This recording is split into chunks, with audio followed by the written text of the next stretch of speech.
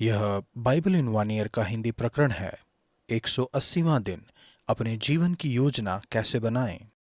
लगभग हर कोई योजना बनाता है। हम योजना बनाते हैं कि कैसे अपनी शाम बितानी है, अपनी साप्ताहिक छुट्टियां या हमारी छुट्टियों को कैसे बिताना है। कुछ लोग योजना बनाते हैं कि वे कितने बच्चे पैदा करने वाले हैं।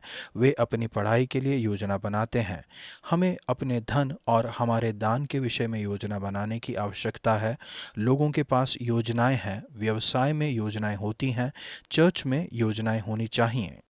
एक वर्ष में मेरी बाइबल में मुझे इस लेखांश से प्रेम है। 1992 में इस वचन के साथ साथ कि अपने कामों को यहोवा पर डाल दें, इससे तेरी योजनाएं सिद्ध होंगी। मैंने 92-93 के लिए योजनाएं लिखी। हमारे मांगने या कल्पना करने से अधिक परमेश्वर ने इन योजनाओं को आशीष दी। इसके बाद से हर साल मैंने आने वाले वर्ष के लिए योजना बनाई है। मुझे यह बात बहुत ही उत्साहित करने वाली और विश्वास को बढ़ाने वाली लगती है कि पीछे मुड़कर देखूं और देखूं कि साल भर में परमेश्वर ने हमारे लिए कितना किया है। उनकी दयालुता और वफादारी को भूलना बहुत ही आसान बात है। नीति वचन 15 का 31 से 16 के 7 तक। हमारी योजनाएं। हम हमेशा इसे सही नहीं करते हैं। निश्चित ही मैं नहीं करता हूं, लेकिन योजनाएं बनाना गलत बात नहीं है। सच में पहले से योजना बनाना अच्छी बात है। जैसा कि बताया गया है, बरसात नहीं हो रही थी जब नूह जहाज बना रहे थे। नीति वचन के लेखक कहते हैं, मन की युक्ति मनुष्य के वश में रहती है। अपने कामों को यहोवा पर डाल दे, इससे तेरी योजनाएं सिद्ध होंगी। यहाँ पर हम सफलता की पूंजी को देखते हैं। आपकी योजनाओं को कभी भी परमेश्वर से अलग नहीं बनाना चाहिए। आप उनके साथ संबंध में बुलाए गए हैं। आपकी योजनाओं को उनकी योजनाओं के साथ मेल में होना चाहिए। आपके दर्शन और आपकी योग्यताओं को आत्मा की अगुवाई में होना चाहिए। उन्हें परमेश्वर के पास लाएं, उन्हें उनके सामने डाल दीजिए। तब परमेश्वर वायदा करते हैं कि आपकी योजनाएं सफल होंगी। जो कुछ आप करते हैं उसे परमेश्वर को सौंपने का अर्थ है। नंबर 1, सहयोग करना। सौंपने के लिए इब्रानी शब्द का एक अनुवाद आगे की ओर धकेलना है।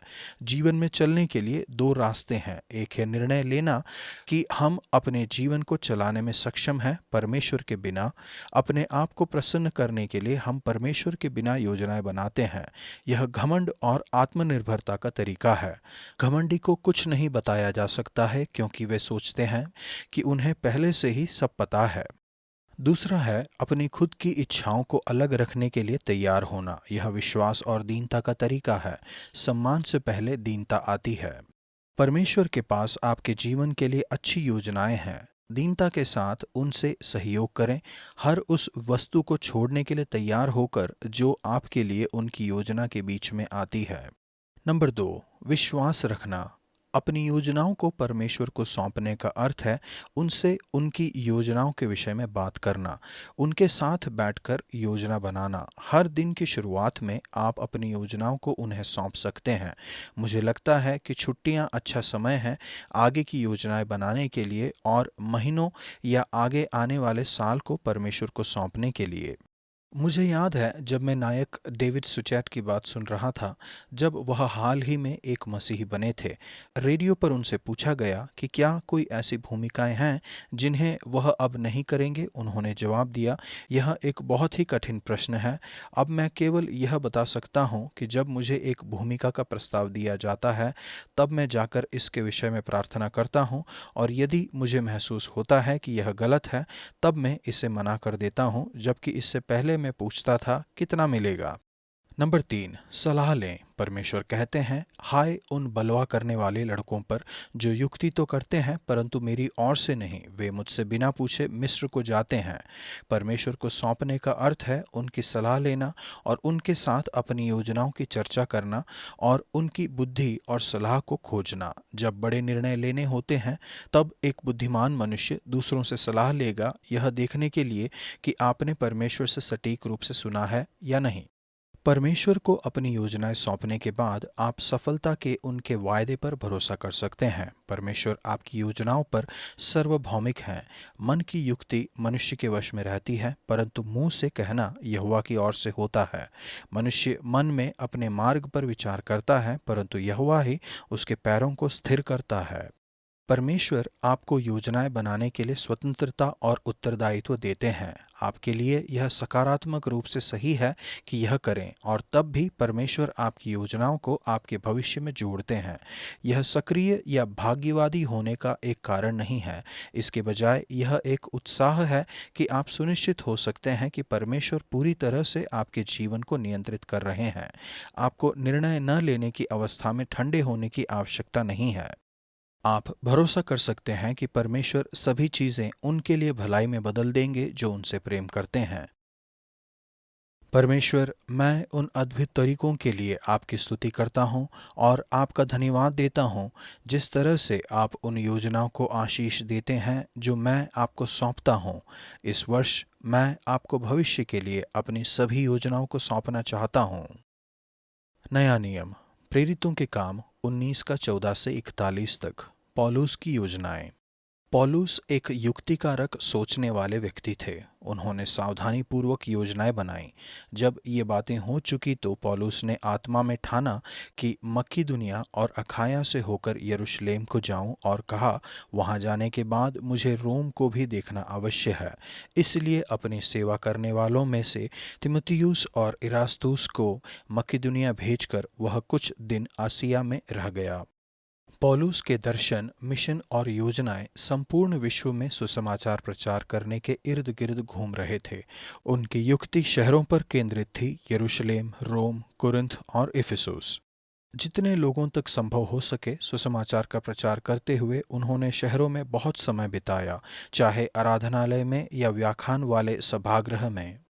उनका विरोध हुआ। दिलचस्प रूप से इफिसुस में विरोध शिक्षा संबंधी या नीति शास्त्र संबंधी नहीं था, लेकिन आर्थिक था। दिमित्रियुस ने सोचा कि पौलुस के प्रचार के कारण उसका पैसे का नुकसान हो जाएगा, इसलिए उसने विरोध को भड़काया।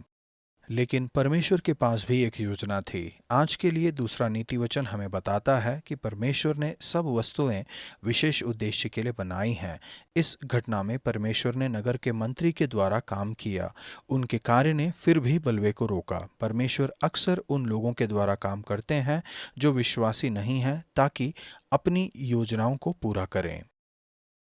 परमेश्वर, पौलुस की योजना, युक्ति और बड़े विरोध के सामने साहस के उदाहरण के लिए आपका धन्यवाद। आपका धन्यवाद क्योंकि आपने सारी चीज़ों को अपने विशेष उद्देश्य के अनुसार बनाया है। कृपया मेरी सभी योजनाओं में मेरा मार्गदर्शन करिए। युक्तिकारक और साहसी बनने में मेरी सहायता करिए। पुराना नियम, पहला राजा 22 का 1 से 53 तक। परमेश्वर की योजनाएं। परमेश्वर को चालाकी से मात देने की कोशिश करना एक अच्छा विचार नहीं है। यह आहाब की परेशानी थी। वह परमेश्वर की योजनाओं को असफल करने के लिए लोगों और घटनाओं को फंसाने की कोशिश कर रहा था। यहोशापात ने बुद्धिपूर्वक उससे कहा कि अरमानियों से लड़ने के लिए युद्ध में जाने से पहले उसे परमेश्वर की सम्मति लेने का प्रयास करना चाहिए। कुछ भी करने से पहले परमेश्वर से मार्गदर्शन लें। यह महत्वपूर्ण सिद्धांत का दूसरा उदाहरण है। यदि आप चाहते हैं कि आपकी योजनाएं सफल हों, तो अपनी योजनाएं बनाते समय आपको परमेश्वर से उनके मार्गदर्शन को मांगने की आवश्यकता है। 400 कठपुतली भविष्यवक्ता शायद से नौकरी करने वाले तोते थे, जो केवल वह करते थे जिसके लिए उन्हें दाम दिया जाता था, अर्थात वह कहना जो राजा चाहता है कि वे कहें। किंतु यहोशापात जानते हैं कि यह सच्ची भविष्यवाणी नहीं है और पूछते हैं, क्या यहाँ यहोवा का और कोई भी नबी नहीं है जिससे हम पूछ लें? राजा उत्तर देते हैं, हाँ, यिल्मा का पुत्र मिकायाह एक पुरुष और है जिसके द्वारा हम यहोवा से पूछ सकते हैं, परंतु मैं उससे घृणा करता हूँ क्योंकि वह मेरे विषय कल्याण की नहीं वरन हानि ही की भविष्यवाणी करता है। मिकायाह सच्चाई को बोलने में पर्याप्त साहसी है। यहोवा के जीवन की शपथ, जो कुछ यहोवा मुझसे कहे वही मैं कहूँगा। वह उन्हें परमेश्वर की योजनाओं के विरोध में जाने के खतरे के विरुद्ध चेतावनी देते हैं। उसे परेशान करने के लिए उन्हें बंदीगृह में केवल रोटी और पानी पर रखा गया। आहाब ने परमेश्वर की आवाज को न सुनने का निर्णय लिया। वह अपनी चालाकी को जारी रखता है। वह सोचता है कि वह भेष बदलने के द्वारा परमेश्वर को चकमा दे सकता है, लेकिन जैसा कि हमने पढ़ा, परमेश्वर सब कुछ अपने विशेष उद्देश्य के लिए बनाते हैं।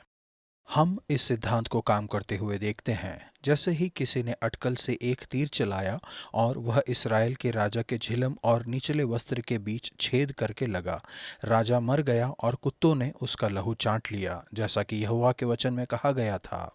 परमेश्वर, आपका धन्यवाद क्योंकि आप सार्वभौमिक परमेश्वर हैं और आप इतिहास की घटनाओं को नियंत्रित करते हैं।